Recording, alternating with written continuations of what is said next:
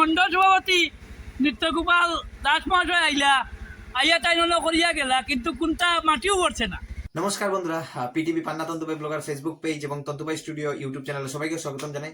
বন্ধুরা, আমাদের জীবনে আজকাল আমাদের সমাজে আজকাল বড় সমস্যা একটা রয়েছে, যেটা হচ্ছে রাস্তাঘাট।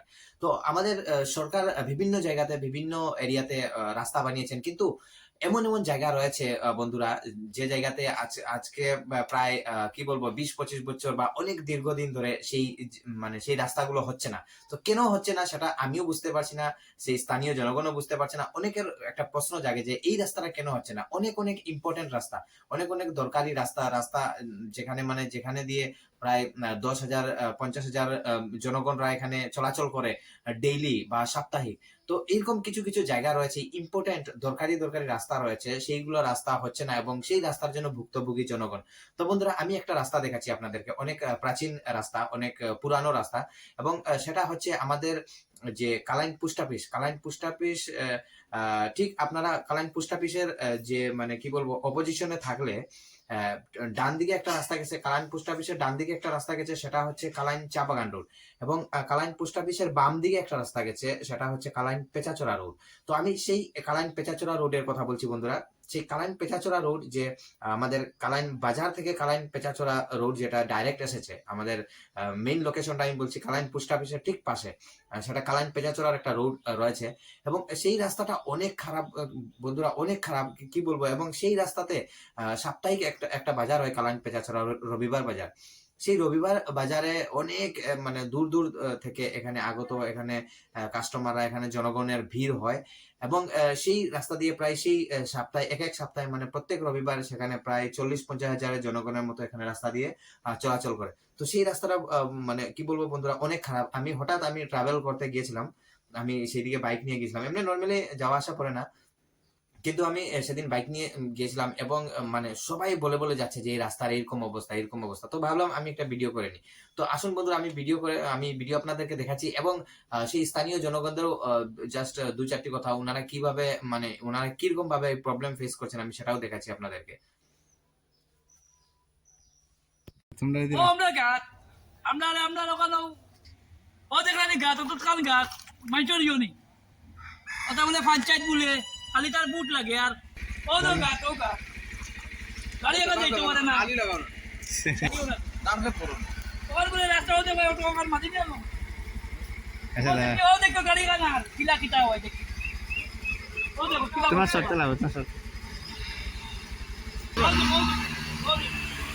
ও দেখো হেড গাই মাইকে যাও। ও তো কইয়া মাল দেখো ও ওদিন আপনার মন্ডল সভাপতি নিত্যগোপাল দাস মহাশয় আইয়া তাই করিয়া গেলা, কিন্তু কোনটা মাটিও পড়ছে না। আমরা এটা কিতা এই রাস্তাটা কতদিন ধরে এরকম আছে?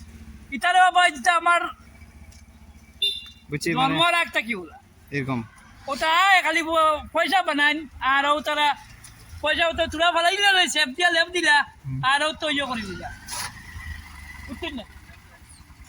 ও তো কিনা কষ্ট হয়, ও তো গাড়ি দিতে পারে না, কিনা কষ্ট হয়। আইতো না।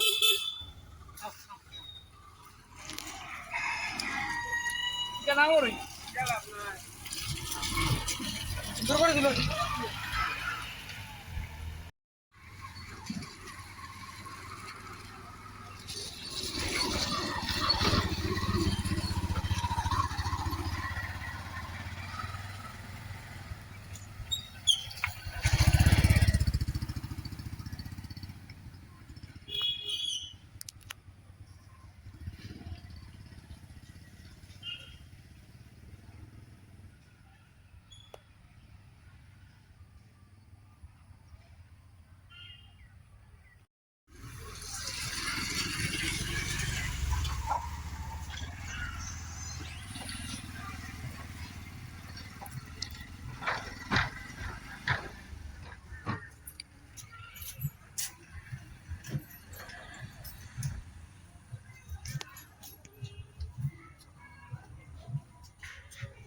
বন্ধুরা এই ভিডিওটা ভালো লাগলে আমার পেজটি ফলো করবেন, ভিডিওটাও শেয়ার করবেন, এবং আপনাদের সামনেও যদি এরকম আপনাদের এরিয়াতেও যদি থাকে এরকম রাস্তাঘাট, তো আমাকে বলবেন। কারণ আমি চাই, আমি একটা প্রশাসনের দৃষ্টি আকর্ষণ করছি, সরকারের দৃষ্টি আকর্ষণ করছি যে এইরকম রাস্তাঘাট যেটা ইম্পর্টেন্ট রাস্তাঘাট সেইগুলো আগে বানানো দরকার। নো ডাউট আমাদের সরকার অনেক রাস্তাঘাট বানিয়েছেন, কিন্তু তার মধ্যে অনেক অনেক ইম্পর্টেন্ট দরকারি রাস্তাঘাট রয়েছে যেগুলো এখন পর্যন্ত সেটা বেহাল অবস্থা।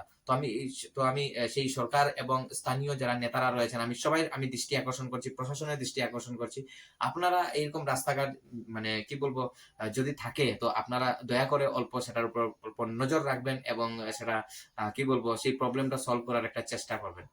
তো বন্ধুরা এই ভিডিওটি ভালো লাগলে শেয়ার করবেন, লাইক কমেন্টও করবেন। Bye bye.